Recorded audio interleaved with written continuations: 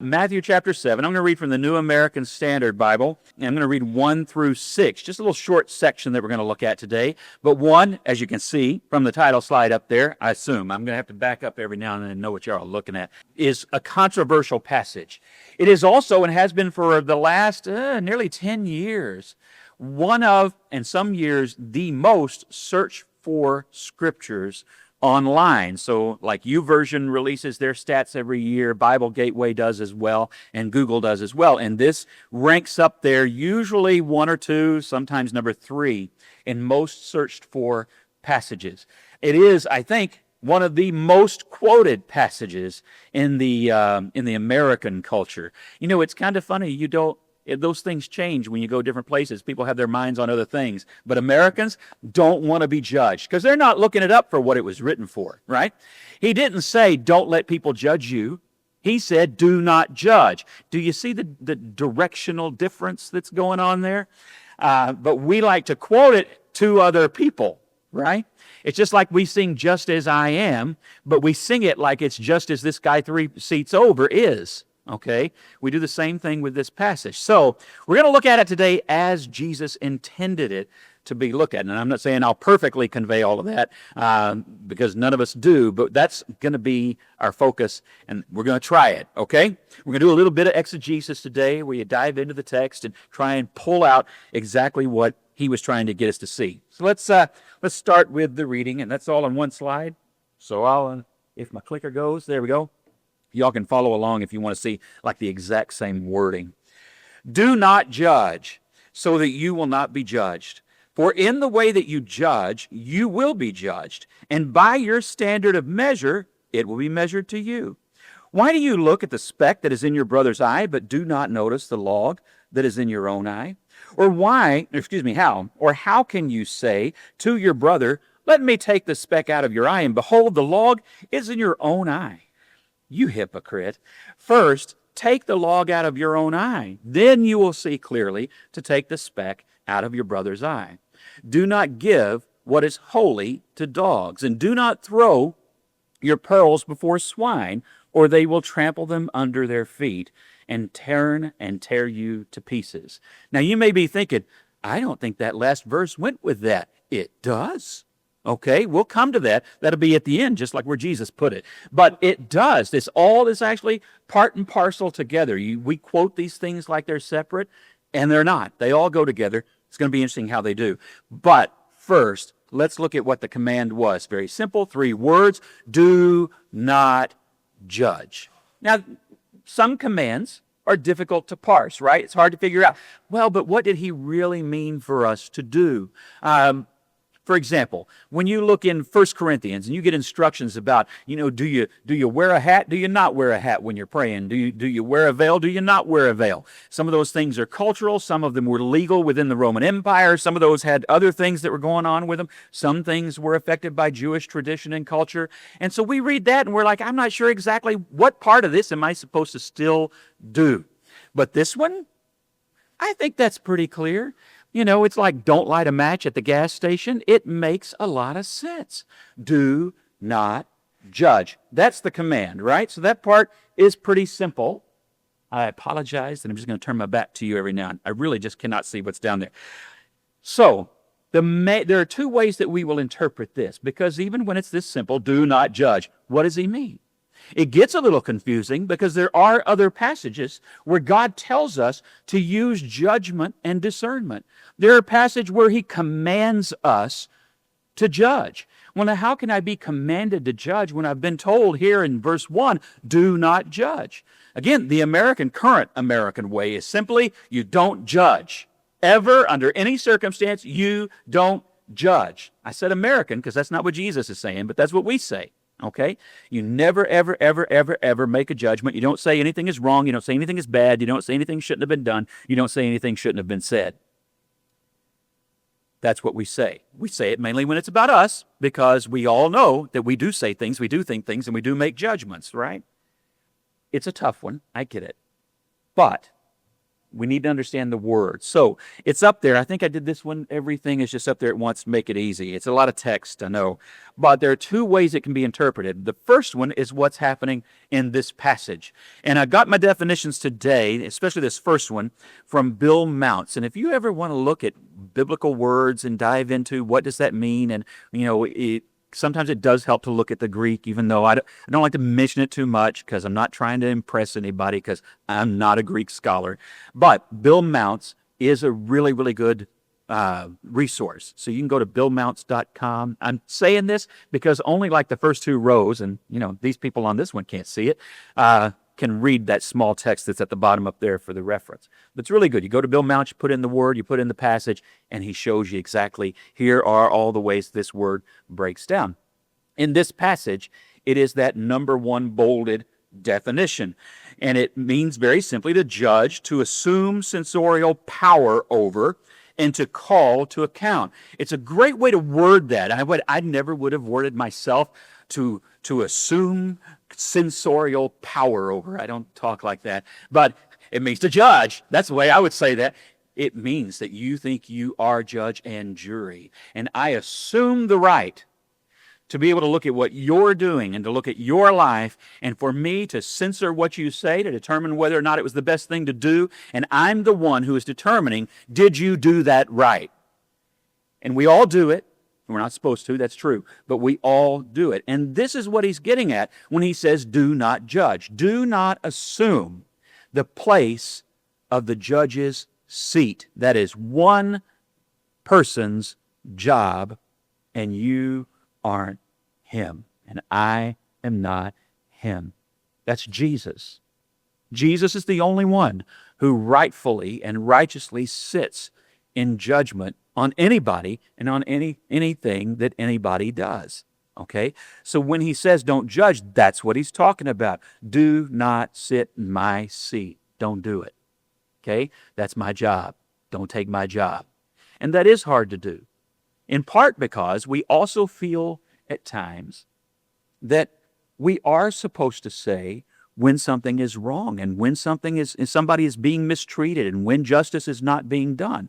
And yes, there are times we need to do that. I think the easiest way to define what the difference is between when we're judging wrongly and when we are sometimes we have to say things are not right and people aren't being treated right and things like that. The easiest way for me is a quote of one of my teachers when I was at Sunset. His name was Abe Lincoln, like the president, but not the president. And Abe was great at just boiling things down to really direct statements. And this was one of them. He said, and I quoted it before, our job is not to pronounce judgment. Okay? Our job is not to pronounce judgment. That's sitting in the judge's seat. I'm the one who decides. I'm the one who determines. No, that's not our job. Our job is not to pronounce judgment. Our job is to announce a judgment God has already made. So there are times when we will have to say, that's not right. But it will not be because of us, and it will not be our opinion, and it will not be our take. It will be because God himself has said, anytime this happens, it is not right. It's an objective truth. It is an objective pronouncement from the Lord God Almighty, and it has nothing to do with our opinion.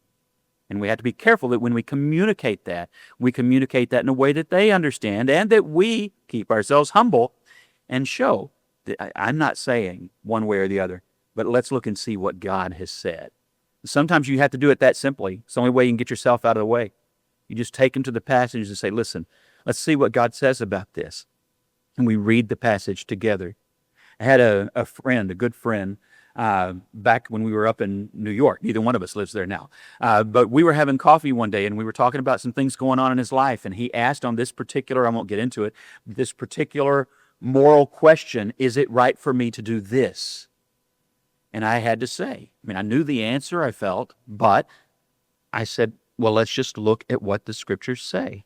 So we went to 2 or 3 different passages where Jesus spoke directly to his situation. And Jesus had spoken directly to his situation. And I didn't read it myself. I had a good teacher that said, when it's hard things like this, you don't even be the one reading it. You let them read it so that it's always between them and God and not between you and them and God, okay? So I had him read the passages. And at the end he goes, you're saying, and I went, oh, I'm not saying anything. I'm not saying anything. Read it again. Okay. Well, when I read it, it looks like I can't do that. Okay. Is that what Jesus is saying? Read it one more time. He's definitely saying I can't do that. So that's what I'm getting out of it too. And what could have been a really hard conversation and what could have come across as really judgmental, instead, he didn't hear from me. He heard from Jesus. And do you know what he did? He went home. He dealt with the sin that he was about to commit and was really already a foot in. And he did what was right. And he restored relationships. And he, to this day, has not had that problem. He didn't listen to me. He listened to Jesus.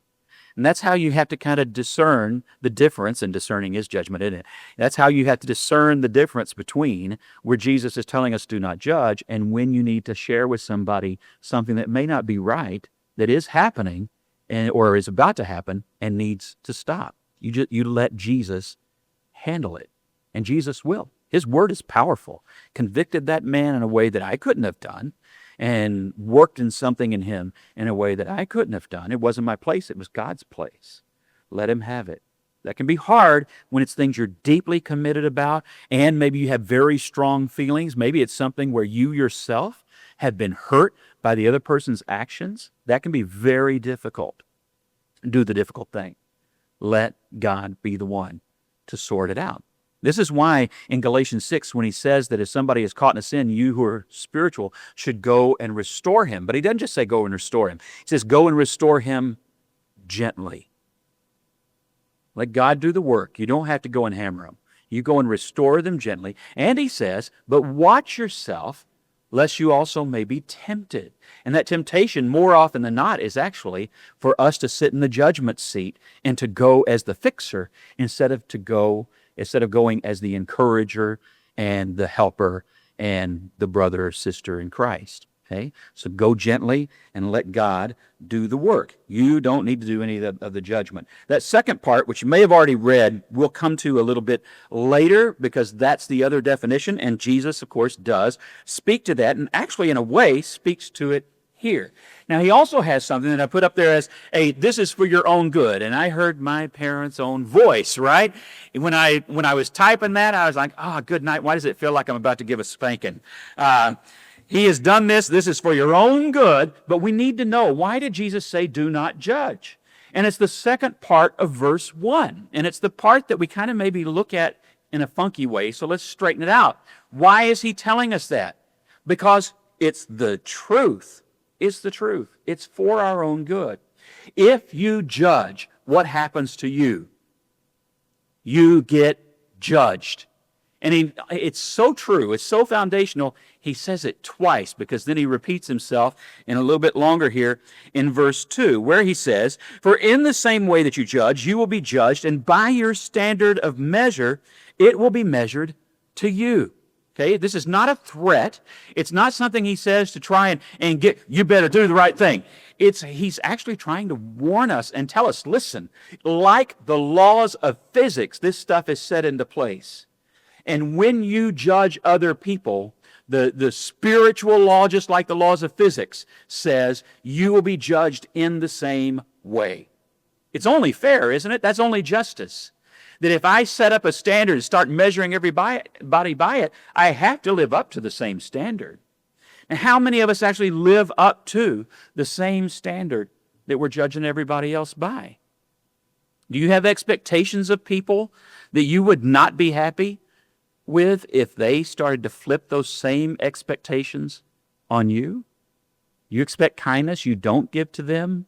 Do you expect patience you don't give to them? Do you expect love you don't give to them? See, we're very, what's the word for that? You know it and I don't. That's what the word is for that. I don't remember it this morning. What is that called? Double standard. That's what came to me. That's like having a big double standard. You've got one set of rules for you and one set of rules for them. And Jesus is telling us that is not how life works. The standard that you're going around judging everybody by, I'm going to hold you to that. It's a covenant promise. I'm going to hold you to that. He says this in a lot of different ways. After the Lord's Prayer, he says in Luke that if we don't forgive others their sins, we will not be forgiven our sins. That's an implementation of this law of spirituality, that the way that we judge and the way that we act is going to come back on us. It's not as simple as good night. There's another word. I'm telling you, I don't know what happened, but there's a word for that too. Karma. It's not as simple as karma. It's not just whatever I put out there is what comes back to me. This is actually much more tightly bound than that. Because karma you could use like a bouncing ball and get what you want by bouncing whatever you wanted out and getting it back, whether it was right or wrong. And this is not like that. This is a law that says whatever standard it is that you live by, I'm going to hold you to that. It's a way of making things just and right, and it's a positive, actually, motivation for us to then judge by gracious, righteous standards. I know somebody said, you just said don't judge, and now you're saying judge by righteous and great standards. I didn't say it. I'm going to show you the verse in a minute. I didn't say it. Okay, it's Jesus' thing. But he's warning us. I want you to understand that the universe works this way. God has set it up this way. So save yourself from some of the hard things of life by not going down that road in the first place. Because if you judge other people by an unfair standard and if you're inconsistent, it's going to come back to you every time. It's going to come. So that's the foundational truth. There is the truth that we will be judged. And there's a truth that God is going to hold us accountable for the way that we have done that with other people. So how do you fix that? Well, we're not there yet. He's still going to diagnose a couple other things. Don't you love it when you go to the doctor? You've decided, I got this problem, right? And I've got something that needs to be fixed. And you get there, and they tell you, okay, well, we're going to do this, and we're going to do that. I want to put you on this diet, or I want you to unfortunately, sometimes take this pill, or we got to do this procedure, whatever. And then you think, okay, and you're about to put your socks back on. I don't know why you had to take socks off to see a doctor. I don't know why you got to take your clothes off to see a doctor. You ever wondered about that? This is not random. I got questions, okay? About 20 years ago, I'm sitting there. I'm there to get an update on my blood pressure medication, right? Didn't need a change. It was fine. It was working. But I'm there just to make sure that everything's working right, all right? That's all it is. This isn't a yearly physical. This is just, is this the right, did the last appointment, did we set the right amount? Is it working? First thing they say to you when you go in there is what? Take off your clothes and put on this paper towel without a back. What is that? You're going to take my blood pressure. There is no part of me that's covered that is necessary for this. None of it. So you know what I started doing? I just don't do it. And you know, I haven't had to take my clothes off. No, I mean, I change clothes every day. But I haven't taken my clothes off at the doctor in 20 years. You don't have to do it. The other thing is, well, no, if you want to hear a funny story, I'll tell you one later in the foyer, but I'm not going to say it now. I just remembered we were on the internet. Okay. So it's nothing embarrassing, but, you know, people on the internet are weird and, you know, they take things the wrong way. Anyway, just, you got to wonder what that's all about. There's a reason I'm telling you this story. When you go to the doctor, you finally get all your socks and your paper towel off and your clothes back on and all that. And then they say, well, now, wait a minute. We got a couple other things I need to talk to you about. What do you do then? Some of you run. I am sure of it. Some of you run. Some people, I think, start to tear up when they don't even know what it is yet because you're so afraid of what might be that one more thing. Well, Jesus tells them, do not judge. He tells them why they shouldn't judge. And then he says, you know, but I got a couple of things. Let's diagnose a couple of things. So let's look at verses 3 and 4. Let me get that up there. He says, why do you look at the speck that is in your brother's eye, but do not notice the log that is in your own eye? That's the first.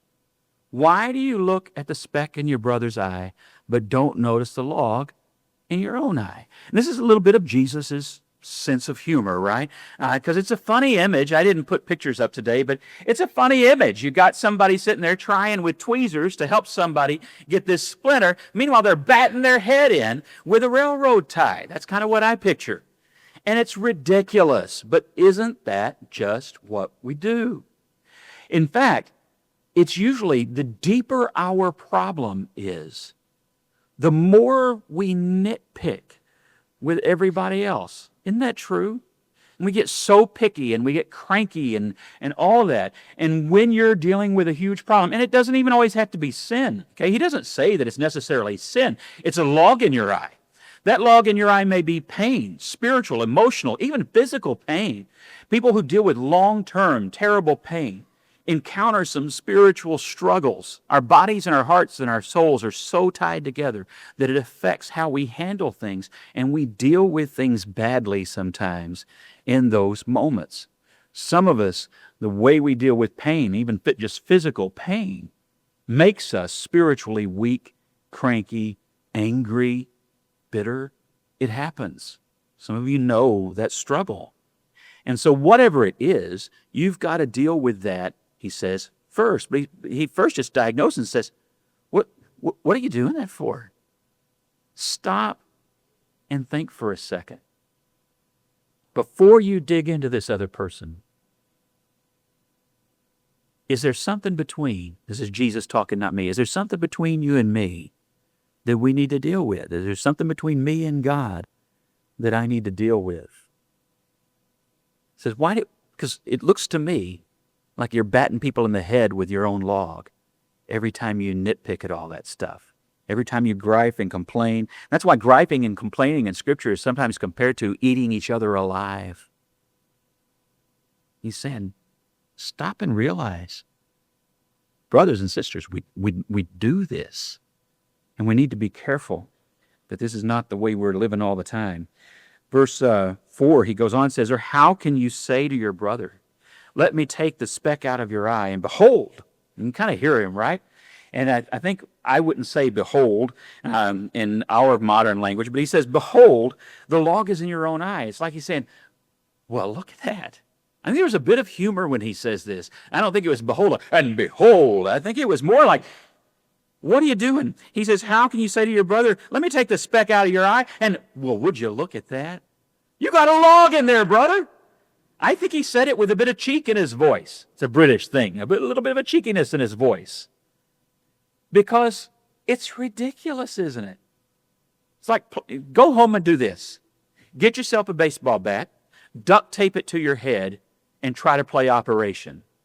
And you kind of get what he's talking about. We should have had the kids come up here and play Operation in front of us with a baseball bat in their head, not in their head, duct tape to their head, and seen how well they did. And maybe we would have gotten an idea of what Jesus is trying to teach us here in this passage. But this is what he says. It's silly. It's ridiculous. But why is he saying that? Why does he want us to see that it's ridiculous? He wants us to test our own heart. He wants us to just to be honest and humble about what's in our own heart. So he says, let's look at yourself first. Before we do any of this other, before we talk about anything else, sometimes you do have to confront. Sometimes you do have to correct. But you never start with confronting and correcting. You always start with repentance of your own. You always start with correction of your own. And you check yourself before, what's the saying? You check yourself before you embarrass yourself. Go and do that, because that's real. Especially if you're trying to help somebody else. And he never says we shouldn't be trying to help somebody else, does he? Because what does he go on and say? Once you get this dealt with, you will be able to go and help that person get the speck out of their eye. But it has to come from a place of repentant, humble compassion, not a place of judgment. You've got to be in the right frame of mind. And we've all been on both sides of that and seen it go badly because one or the other of us or both weren't in the right frame of mind. He wants us to care for each other. He wants us to help each other grow, even when it's correction, but in the right frame of mind, with the right spirit, and with the right heart. And that's what I said there. There you go. All right. Number 4 is the cure. So let's read verse 5. He says, you hypocrite. Don't you love sentences that start that way? I just love it when Jesus calls us hypocrites. You hypocrite, first take the log out of your own eye, and then you'll be able to see clearly, again, because he does want us to help each other, then you'll be able to see clearly to take the speck out of your brother's eye. You will be able to do it, but the first thing you got to do, take the log out. One of my teachers, when I was at the Haskell song leading school as a little kid, he used to tell really bad jokes. It was before they were called dad jokes, they were called bad jokes. And so he would tell those. And one of them was about this guy who went to the doctor. I have no idea if he wore the paper towel or not, but he went to the doctor because he was having pain in his right eye. And every time he drank coffee, he had a pain, sharp pain in his right eye, and he could not figure out what it was. And so he goes to the doctor, and the doctor examines his eye, and he can't figure out what's triggering this pain, and he is talking to the guy. He's asking a lot of questions, and he can't sort it out. And so he's like, I don't know. I don't see anything. Tell you what, do this. Lay off the coffee. Drink some decaffeinated tea for a couple of weeks, and let's see if it's maybe just getting too much caffeine. And so he went home. 2 weeks, he drinks decaffeinated tea. Pain is exactly the same. No matter what he does, sharp pain in the right eye every time he takes a drink of the decaf tea.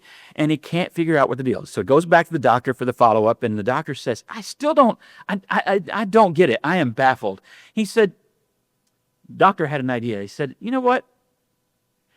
Go out to the lobby and get yourself a cup of coffee, and then come back and drink it a couple of times. And let me see if I can see what's doing. We'll hook you up to the blood pressure monitor, all that stuff. We'll see if we can figure out what's going on. So he goes out, he makes his coffee, he comes back, sits down in front of the doctor, and the doctor says, okay, go ahead and take a couple of drinks. He takes a drink. Ow! You see, doctor? It happened again. He looks at the man and he says, I think I figured out the problem. He said, oh, good, because I really need some relief. What is it? Take the spoon out of your cup. That's all it was. I told you it was bad. You take the spoon out of your cup. Jesus is telling us, take the spoon out of your cup. If you want to help this person, if you want to enjoy your coffee, take the spoon out of your cup. Sometimes you're doing things or you've got struggles in your life. It may not be sin. It could be. But whatever it is, go to the Lord and deal with that. Find the peace in what you're dealing with so that you have the right heart and the clear heart to be able to then encourage and strengthen your brothers and sisters and help them in whatever it is that they're dealing with. You'll be less judgmental. You'll be less harsh. You'll be more patient. You'll be more kinder, and you'll be more loving. Take the spoon out of your cup. Then, humility is good. I said that. Let's go to the next one. Sorry, I'm not remembering to click. See, it's not in front of me, out of sight, out of mind back there. He tells us number 5. Is that what I went to? Yes, number 5. Let's read verse 6. Do not give to dogs. This is the part that doesn't seem like it fits. Do not give to dogs, do not give what is holy to dogs, and do not throw your pearls before swine, or they will trample them under their feet and turn and tear you to pieces. Why does Jesus go from saying, do not judge, or you will also be judged? And by the same standard that you judge, you'll be judged. Does he then say, don't you give what's holy to dogs? Does calling people dogs sound a little judgy? A little, right? It sounds like I've made a judgment. Maybe not in the sinful sort of judgy, but you've made a judgment. If I'm saying these people are like dogs, and later Jesus will say it's because they're like dogs because just like a dog, they return to their vomit. That's a lovely picture, right? How's he saying that if we're not supposed to judge? How do I know who's a dog? How do I know who's a pig? Side thing, I always thought if evolution were true, who decided who stayed dogs and who stayed pigs? I don't know. But if you're sitting there wondering, how am I supposed to know then? When am I given what's holy to dogs? How do I know? It's that two kinds of judgment. I think this part is included where it is because Jesus is reminding us Don't take 7 verse 1 farther than I meant you to take it. Do not judge, or you will also be judged. And this is the I sit in the judge's seat. I know which of you are going to heaven and which of you are going to hell. I know your heart better than you do. Well, no, I don't. The second definition, though, is discernment. Discerning what is right according to God's word and according to what God's will for our context. Discernment, what's just, what's holy, and what's good. And that job, we never abdicated. He expects us to test what is right and what is wrong, to know what is good and what is evil. Those judgments we still have to make. We're judging behaviors, we're judging principles and truths, and judging what's true and what's a lie. Okay, you're not judging people, you're judging what's true and what's a lie. And so he says, don't give what's right and holy to people that you can clearly see are the enemies of God. Don't give over, for example, your spiritual health, that's holy, to someone who rejects the will of God. Don't let your definitions of right and wrong be discerned by someone who rejects the will of God. Culture doesn't determine right and wrong. Laws do not determine right and wrong. Teachings outside of God and Christ do not determine right and wrong. Don't give the job of discernment over to those that are unholy and have no respect for God's law. Don't give your children over to people who are unholy. Don't give, there are a lot of things that fit into this blank, over to people who are unholy and reject the will of God. Keep the role and be diligent in discernment. He says this a different way in John 7:24. Let me get there. There we are. Do not judge, but he doesn't stop there. Do not judge according to appearances. This is one of the ways that we judge in unhealthy ways and ways that aren't right. It doesn't go by what things look like. And then, well, I didn't like the way that looked. That's not good judgment, because what you might not have liked may have been the right thing to do in a moment. Okay? Appearance isn't it. You can't tell by somebody's outward appearance whether they are holy or unholy. We think we get good at that, but we're wrong. Only God knows. Instead, and he's talking to Pharisees who are real bad about that, instead, judge with righteous judgment. Righteous means both righteous, what's right in the sight of God, and what is just, okay, according to justice. Righteousness and justice are part and parcel. So judge with righteous judgment, meaning you don't get to decide. You got to judge according to what God has said. You get to announce, you need to announce sometimes, but you never get to pronounce judgment, as Abe Lincoln put it. I think, yes, I did put it up there.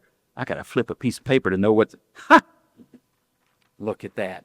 If I hadn't looked back there, y'all could have been done. I'm sorry, I looked. All right, James chapter 2, verse 13 says, for judgment will be merciless to one who has shown no mercy. That's the same warning Jesus gives in Luke.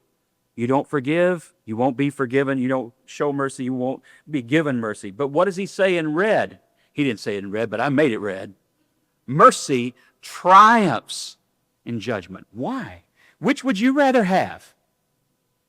If you'd rather have mercy, what do you need to give?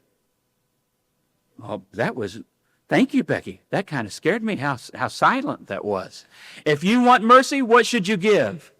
That's better. All right. Yeah, you got to give mercy yourself. So show mercy. And then I think, take time to be holy. I thought there was another one there, but if it ain't up there, it ain't there. That's good enough, isn't it? We're going to end on mercy. If you need mercy, we always offer an invitation. Even if I don't always say it, it's still always there. If you need prayers from the church on your behalf, we will be glad to pray with you, or you can go to the back, and Ralph, one of our elders, is already back there. He'd pray with you, and so would the others. If you need to be baptized into Christ, we are always ready for that. Even if, most time this water is ready, but even if it's not, it rained. We got water, right? We're going to find it. If you need to talk to us about that, if you've got questions about that, come and see me or one of the elders or a whole bunch of other people in the room. Be glad to help as well. Let's stand and sing.